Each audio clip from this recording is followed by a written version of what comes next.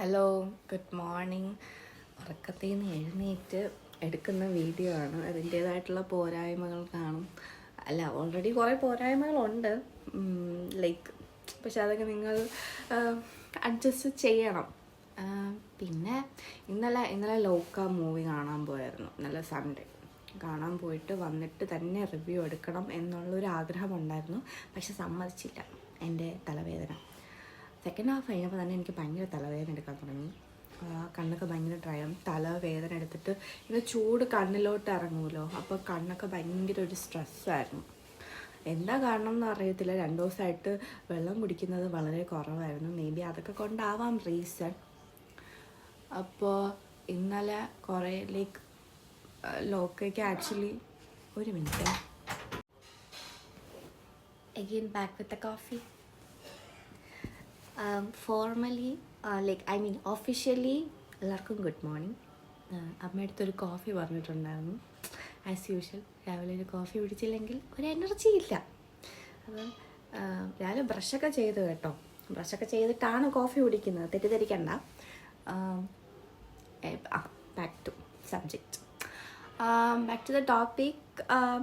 ലോക്ക നമ്മൾ ആക്ച്വലി റിവ്യൂസൊക്കെ കേട്ടായിരുന്നു. ഞാൻ കൂടുതൽ റിവ്യൂസ് ഷസാം അതുപോലെയുള്ള കോണ്ടൻറ് ക്രിയേറ്റേഴ്സിൻ്റെയൊക്കെ റിവ്യൂസ് കേട്ടു. അപ്പോൾ ഐ തോട്ട് ലൈക്ക് എന്നാലും ഞാൻ എൻ്റെ മനസ്സിലെ എക്സ്പെക്റ്റേഷൻ ഞാൻ കൂടുതൽ കൂട്ടിയിട്ടുണ്ടായിരുന്നില്ല. കാരണം സാധാരണ ഹൈപ്പ് കൊടുത്ത് കാണാൻ പോകുന്ന മൂവീസൊക്കെ വിഷമം തരാറേ ഉള്ളൂ. ഇത്തിരിയെങ്കിലും കുറച്ചെങ്കിലും ഡിസപ്പോയിൻറ്റഡ് ആവാൻ ചാൻസസ് ഉണ്ട്. ചെറിയ നമുക്ക് ഹ്യൂമൻസ് അല്ലേ, കുറച്ച് എക്സൈറ്റ്മെൻ്റ് ഒക്കെ കാണും, ഒരു ക്യൂരിയോസിറ്റി ഒക്കെ ഉണ്ടായിരുന്നു എങ്ങനെയായിരിക്കും മൂവി. പക്ഷെ കണ്ടു കഴിഞ്ഞപ്പോൾ ലൈക്ക് ഒരു മോഡേൺ ലൈക്ക് എന്താ പറയുക, ഈ പഴയ കടങ്കഥകളുടെ ഒരു മോഡേൺ വേർഷൻ വിത്ത് ഒരു സൂപ്പർ ഹീറോ സ്റ്റൈൽ. എനിക്ക് അങ്ങനെ തോന്നിയത്. എവിടെയൊക്കെയോ ലൈക്ക് ഒരു അവഞ്ചേഴ്സ് ടച്ച്, DC-യുടെ ബാറ്റ്മാൻ സ്റ്റൈൽ, അങ്ങനെയൊക്കെ. എന്നുവെച്ചാൽ അതൊക്കെ ഭയങ്കര ഇഷ്ടമുള്ളവർക്ക് കുറച്ചും കൂടെ റിലേറ്റ് ചെയ്യാൻ പറ്റും. പിന്നെ എനിക്ക് അതിൽ ഒരു സീനുണ്ട്. ലൈക്ക് അതിൽ ഫസ്റ്റ് ഹാഫിൽ വരുന്ന ഒരു സീനാണ്. അതിലെനിക്ക് റീസെൻ്റ്ലി ഒരു മമ്മൂട്ടിയുടെ ലൈക്ക് ഗെയിം റിലേറ്റഡ് ആയിട്ടൊരു മൂവി ഇറങ്ങിയിട്ടുണ്ടായിരുന്നില്ലേ റീസെൻ്റ്ലി. അപ്പം അതിലും ഒരു ഫസ്റ്റ് ഹാഫിലൊരു സീനുണ്ട്. ആ സീനായിട്ട് നിങ്ങൾക്ക് ആർക്കെങ്കിലും ഒന്ന് റിലേറ്റ് ചെയ്യാൻ പറ്റുവാണെങ്കിൽ ജസ്റ്റ് ലെറ്റ് മീ നോ. ചിലപ്പോൾ എനിക്ക് തോന്നിയതാണോ എന്ന് എനിക്കറിയത്തില്ല. അപ്പോൾ എനിക്ക് അങ്ങനത്തെ ഒരു ഫീൽ വന്നു. മേ ബി അത് ലൈക്ക് അങ്ങനെ ഇട്ടതും ആയിരിക്കാമല്ലോ. പിന്നെ എനിക്ക് ഇപ്പം കല്യാണി പ്രിയദർശനായാലും നസ്ലിൻ ആയാലും എല്ലാവരും അടിപൊളിയായിരുന്നു. അതിൽ വേറെയും കുറേ ക്യാരക്ടേഴ്സ് ഉണ്ട്. അത് ഞാനായിട്ടിപ്പോൾ പറയും, ബിക്കോസ് മിക്കവരും കണ്ടു കാണത്തില്ല. അപ്പം കണ്ടിട്ട് അപ്പം നിങ്ങൾക്ക് തന്നെ അത് മനസ്സിലാവും ഏതൊക്കെയാണ് ക്യാരക്ടേഴ്സ്. പക്ഷെ അവർ കൊണ്ടുവരുന്ന ഒരു അപ്പോൾ ആക്ച്വലി ഞാൻ എന്തായിരുന്നു പറഞ്ഞുകൊണ്ടിരുന്നത്, ഇങ്ങനെ ഓരോ ഷോർട്ടായിട്ടാണ് ഞാൻ വീഡിയോ എടുക്കുന്നത്. അപ്പോഴത്തേക്ക് മുന്നേ പറഞ്ഞ കാര്യം ഞാൻ വീണ്ടും മറന്നു. ഓക്കെ, എനിവേയ്സ്, ലൈക്ക് അവർ കൊണ്ടുവന്ന ആ സ്റ്റോറി ലൈൻ ഭയങ്കര സ്മൂത്താണ്, മനസ്സിലായോ? ഓരോ ക്യാരക്ടറിനെ ഇൻട്രൊഡ്യൂസ് ചെയ്യുന്നതായാലും അത് ലൈക്ക് ഭയങ്കര ഡെഫിനറ്റായിട്ട് എല്ലാവർക്കും ഒരു ഡിസ്റ്റിങ്ക്റ്റീവ് ക്യാരക്ടേഴ്സ് കൊടുത്ത് എല്ലാം ലൈക്ക് ഭയങ്കര അടിപൊളിയായിരുന്നു, ഭയങ്കര സ്മൂത്തായിരുന്നു. പിന്നെ എനിക്ക് സെക്കൻഡ് ഹാഫിൽ എനിക്കൊരു ചെറിയ ലാഗ് അടിക്കുന്ന പോലെ എനിക്കൊരു ഫീൽ ഉണ്ടായി. നോട്ട് ഷുവർ, ലൈക്ക് സെക്കൻഡ് ഹാഫിൽ തീരാറാവുന്ന ആ ഒരു ടൈമിൽ ഒരു ചെറിയൊരു ലാഗ് ഫീൽ ചെയ്തായിരുന്നു. പക്ഷേ ആ ലാഗ് എങ്ങനെയാണ് ഫീൽ ചെയ്തത് എനിക്കറിയത്തില്ല. ബിക്കോസ് അതിനകത്ത് ലാഗ് ചെയ്യാൻ വേണ്ടിയിട്ട് ആവശ്യമില്ലാത്ത ഒരു ചില സിനിമ ഞാൻ പറഞ്ഞു വന്നത് സെക്കൻഡ് ഹാഫിലെ ലാഗിനെ കുറിച്ചായിരുന്നു. അത് എനിക്കറിയത്തില്ല. യൂഷ്വലി മിക്ക മൂവീസിലും നമ്മൾ ആലോചിക്കും എന്തിനാ ഈ ക്യാരക്ടർ, എന്തിനാ ആ ഒരു സീൻ, അങ്ങനെയൊക്കെ നമ്മളെ മൈൻഡിൽ പോകുമല്ലോ. പക്ഷേ ഇവിടെ അങ്ങനത്തെ ഒന്നുമില്ലായിരുന്നു. പക്ഷേ എവിടെയോ വെച്ചിട്ട് ചെറിയൊരു ബോറടി വന്നായിരുന്നു. കണ്ണ് തട്ടാതിരിക്കാൻ വേണ്ടിയിട്ടുള്ള ഒരു ഇതായിരിക്കാം. എനിവേയ്സ്, എനിക്ക് ഓവറോൾ മൂവി എനിക്ക് ഭയങ്കര ഇഷ്ടപ്പെട്ടു. ഞാൻ സെക്കൻഡ് പാർട്ടിന് വേണ്ടിയിട്ട് എക്സൈറ്റഡ് ആണ്. അടുത്ത കഥ എന്താവും എന്നൊക്കെ അറിയാൻ വേണ്ടിയിട്ട്. ചാപ്റ്റർ 1 ചന്ദ്ര ഇസ് ലൈക്ക് അടിപൊളി, സൂപ്പർ മൂവി, ഒന്നും പറയാനില്ല. എന്താ പറയുക, ഒരു ടിക്കറ്റ്സൊക്കെ ഭയങ്കര കുറവാണ്. എല്ലാ തിയേറ്റേഴ്സും ഫുള്ളി ഒക്കുപ്പൈഡ് ആണ്. മേ ബി ഇനി വീക്ക് ഡേയ്സിൽ ടിക്കറ്റ്സ് അവൈലബിൾ ആയിരിക്കാം. എനിക്ക് തന്നെ കഷ്ടിച്ച് വൈകുന്നേരമൊക്കെ യൂഷ്വലി വൈകുന്നേരം മൂവി കാണാൻ പോകുന്നത്. വൈകുന്നേരം ടിക്കറ്റ്സ് ഇല്ലായിരുന്നു. പിന്നെ ഞാൻ വിചാരിച്ചു രാവിലെയൊക്കെ അങ്ങനെ ആരും വരത്തില്ലല്ലോ എന്ന് വിചാരിച്ചാണ് രാവിലെ 12:30 ഷോ നോക്കിയത്. അപ്പോഴത്തേക്ക് എന്തോ ഭാഗ്യത്തിന് 2 സീറ്റ് അവൈലബിൾ ആയിരുന്നു. അങ്ങനെ ബുക്ക് ചെയ്തു, പോയി കണ്ടു. നല്ലതായിരുന്നു.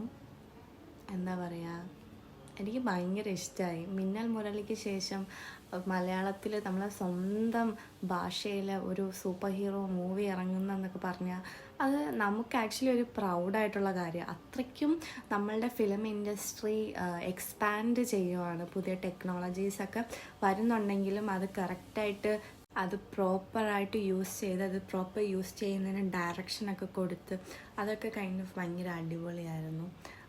ലൈക്ക് അങ്ങനെയൊക്കെ നമ്മൾ എല്ലാ കാര്യങ്ങളും പ്രോപ്പറായിട്ട് യൂസ് ചെയ്താലല്ലേ അതിൻ്റെ ശരിക്കുമുള്ള ഭംഗി അറിയാൻ പറ്റുള്ളൂ. അതുപോലെ മിന്നൽ മുരളിക്ക് ശേഷം ഒരു female version super hero movie it's like അടിപൊളി, കിടിലം, ഒന്നും പറയാനില്ല. മെയിൽ ആൻഡ് ഫീമെയിൽ ലൈക്ക് 2 പേർക്കും അതിൻ്റേതായിട്ടുള്ള ആ ഒരു പ്രയോറിറ്റൈസ് ചെയ്ത് വേറൊരു നമുക്കിനി പറയാൻ പറ്റില്ല. കാരണം ഇനിയും നമ്മളുടെ മലയാളത്തിൽ സൂപ്പർ ഹീറോ മൂവീസ് കുറേ ഇറങ്ങാം അല്ലേ. നമുക്ക് പ്രഡിക്റ്റ് ചെയ്യാൻ പറ്റത്തില്ല. മിന്നൽ മുരളിക്ക് ശേഷം നമ്മൾ ആരും വിചാരിച്ചു പോലും കാണത്തില്ല അടുത്ത ഒരു സൂപ്പർ ഹീറോ മൂവി ഇറങ്ങുമെന്നും അത് നമ്മൾ ഇത്രയും സപ്പോർട്ടും ഇത്രയും അതൊരു വൻ വിജയത്തിൽ അത് എത്തുമെന്നും ഒന്നും നമ്മൾ പ്രതീക്ഷിച്ചില്ല. അപ്പോൾ ഇനിയും അത് മൂവീസൊക്കെ ഇറങ്ങി ഇനി എല്ലാ super hero movies like super ഹീറോസും ഒരുമിക്കുന്ന ഒരു മൂവി നമ്മൾ മലയാളത്തിൽ ഇറങ്ങും. ഓക്കെ, സോ അങ്ങനെയൊക്കെ എൻ്റെ തോട്ട്സ് പോകുന്നത്. ഓക്കെ, എനിവേയ്സ് ജസ്റ്റ് നമുക്ക് വെയിറ്റ് ചെയ്യാം അല്ലേ. നമ്മൾ ബാക്കിയുള്ള ഭാഷകളിൽ ഇറങ്ങുന്ന പോലെ അല്ലല്ലോ നമ്മൾ സ്വന്തം ഭാഷയിൽ ഇറങ്ങുമ്പോൾ. അത് നമുക്കൊരു വലിയൊരു പ്രൗഡാണ്. യെസ്, അപ്പോൾ താങ്ക് യു സോ മച്ച്.